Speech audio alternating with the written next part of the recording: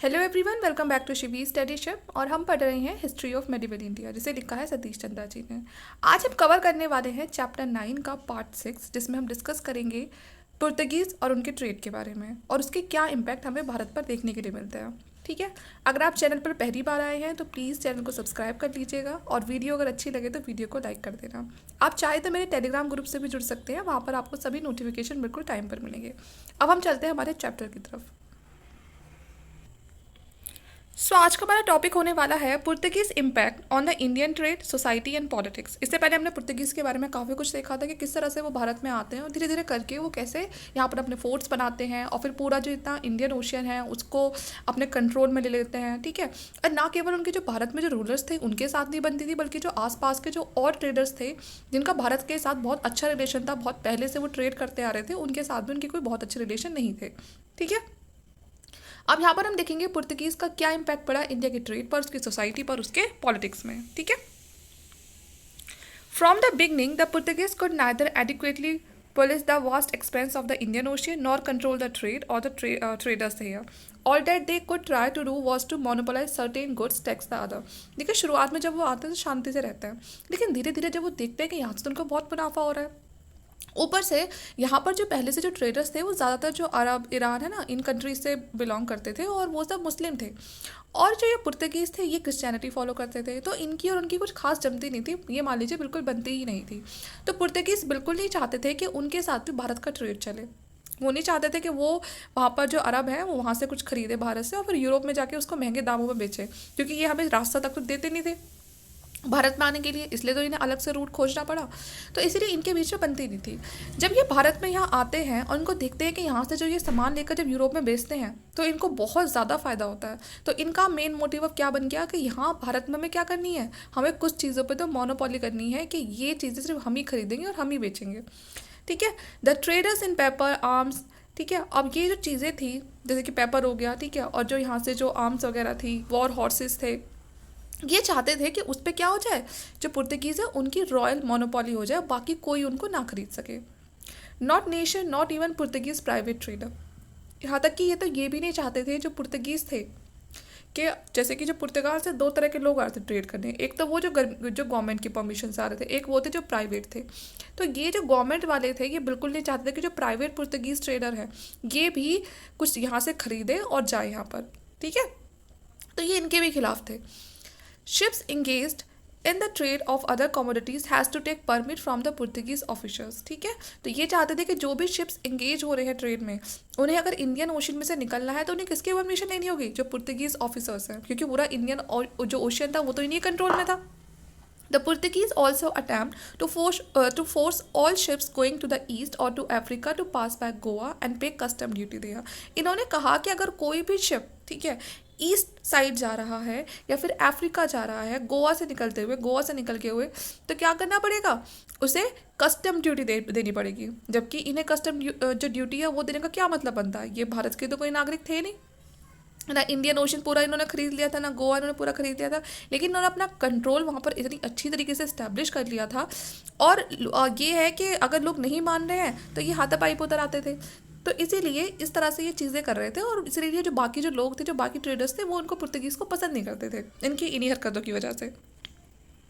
To enforce these rules, the Portuguese arrogated to themselves and the right to search any ship suspected of engaging in contraband trade. Ships which refused to search could be treated as prizes of war and sunk or captured. The men and women abroad treated as slave. जैसे मैंने कहा कि अगर कोई शांति से इनकी बात मान रहा है तो ठीक है, अगर कोई नहीं मान रहा है तो ये उस शिप को लूट लिया करते थे, उसमें जो सामान है उसको आपस में बांट लिया करते थे और उसमें जो यात्री होते थे, ठीक है, उनको अपना स्लेव बना लिया करते थे। ये नहीं देखते थे कि उसमें मैन है या वुमेन है, नहीं, इन्हें कोई मतलब नहीं था उससे, ये इन्हें सबको अपना स्लेव बना के रख लिया करते थे ये लोग। This led to continuous friction and the Portuguese soon found that they stood more to lose on land and they gain on sea by such practices which were quite contrary to the practice and tradition of open trade in Asian waters. And true, many Arab Indian ships began to carry cannon and the soldier, but it was more safeguard against sea pirate which invested at Malabar and Arab coast। ठीक है, तो ये जो piracy वगैरह ये लोग इसमें भी इन्वॉल्व थे। जो हम बोलते थे ना पहले के जो समुद्री डाकू वगैरह होते, तो बहुत सारे जो पुर्तगीज थे उन्होंने इस काम को भी शुरू कर दिया था। The Portuguese were hardly able to change the establish pattern of Asian trade network. ठीक है, एशियन ट्रेड नेटवर्क में काफ़ी बड़ा रोल रहा है इनका। Gujarati and the Arab traders continue to dominate some of the most lucrative Asian trade, and the trade in the Indian textile supplemented by rice, sugar, against which they obtained spices from the southeast, gold and the horses from West Asia, silk proclaimed from the China। तो ये बता रखा है कि जो गुजराती और जो Arab traders थे उनके भारत में यहाँ पुराने लिंक थे ट्रेड करने के, जिसमें राइस, शुगर है ना, इनका एक्सपोर्ट इम्पोर्ट होता था। बहुत सारे मसाले थे जो साउथ ईस्ट से आते थे, कहाँ के लिए, जो गुजराती और जो अरब ट्रेडर्स थे वो खरीदते थे। घोड़े खरीदे जाते थे वेस्ट एशिया से। ठीक है, जो सिल्क वगैरह वो कहाँ से आता था, तो वो चाइना से आता था। ओके, ठीक है, तो चाइना से भी ट्रेड होता था, बाकी जगह से भी होता था। तो जो पुर्तगीज़ थे पूरी कोशिश में लगे हुए ज़रूर थे कि इनको क्या मिल जाए, मोनोपोली मिल जाए, लेकिन उस चीज़ में ये कामयाब नहीं होते थे, क्योंकि भारत के जो लोग थे वो सिर्फ इनके साथ तो ट्रेड करते नहीं थे, उनका जो ट्रेड है वो यूरोप तक था। ठीक है, but the end of the 16th century the supply of paper to the Lebanon and the Egyptian market both overland and by the Red Sea. इसे बताया है कि 16th सेंचुरी के पास जाके जो सप्लाई थी पेपर की, काली मिर्च वगैरह की, लेबनान इजिप्शियन मार्केट में होती थी, ओवरलैंड और बाय द सी रूट। ठीक है ना, तो अगर आप चाहे देखें तो लैंड के थ्रू भी होती थी और रेड सी जो सी है उसके थ्रू भी होती थी। ठीक है, this was because the great Asian empire, the Mughal and the Safavid were able to promote and safeguard overland trade। क्योंकि नॉर्थ इंडिया में कौन पावरफुल होता जा रहा था, मुगल्स होते जा रहे थे। ठीक है, और सफाविद जो एम्पायर थी वो पावरफुल हो रही थी।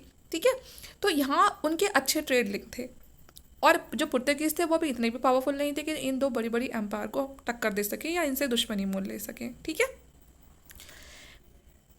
and also because the Gujaratis were able to arrange a new supply route from the Achin, Sumatra to Egypt, Lakshadweep and the Red Sea where the Portuguese Navy could not operate. और जहाँ पर Portuguese navy operate नहीं करती थी, वहाँ पर जिनका कोई कंट्रोल नहीं था, वहाँ पर जो गुजराती ट्रेडर्स थे वो ट्रेड करते थे, जैसे कि रेड सी, इजिप्ट हो गया, सुमात्रा। ठीक है ना, सुमात्रा से इजिप्ट तक, क्योंकि जो गुजराती थे उनका ये इजिप्ट तक जाना, मतलब जो अफ्रीका कॉन्टिनेंट है वहाँ पर जाना। ठीक है, इधर दूसरी तरफ जो सुमात्रा आइलैंड वगैरह हो गया वहाँ पर जाना उनका था, जो ट्रेडर्स थे। ठीक है, तो इन सब के थ्रू ये ट्रेड करते थे।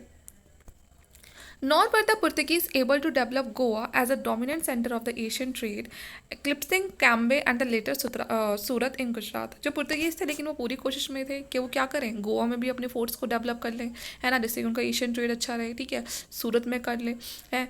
और इन्होंने जो मालाबार ट्रेड था उसको तो बहुत ही ज़्यादा इन्होंने नुकसान पहुँचाया है। ठीक है, इनका जो ट्रेड था वो बंगाल तक भी रहा है, वहाँ पर इन्होंने जो चिटगोंग है, ठीक है ना, वहाँ पर इन्होंने ट्रेड किया है अपना। जो पुर्तगीज थे इन्होंने ऐसा नहीं था कि भारत के ट्रेड पर सिर्फ बुरे ही असर देखे गए इनकी वजह से, बल्कि इन्होंने जो दूसरे ऑप्शन थे इंडिया के ट्रेड के वो भी खोल दिए थे। जैसे कि जहाँ पर पहले इंडिया ट्रेड नहीं करता था जिनके साथ, वहाँ पर भी अब ट्रेड शुरू हो गया था। जैसे कि जो जापान है वहाँ पर पहले इंडिया का ट्रेड नहीं होता था, लेकिन हम जापान से भी ट्रेड होने लगा। ठीक है, किस चीज़ के लिए होता था, कॉपर और सिल्वर के लिए। क्या आता था, कॉपर और सिल्वर आता था। They also open India's trade with the Philippines. पहले फिलीपींस के साथ भी कोई ट्रेड नहीं होता था, लेकिन अब पुर्तगीज की वजह से फिलीपींस के साथ भी ट्रेड हो रहा है।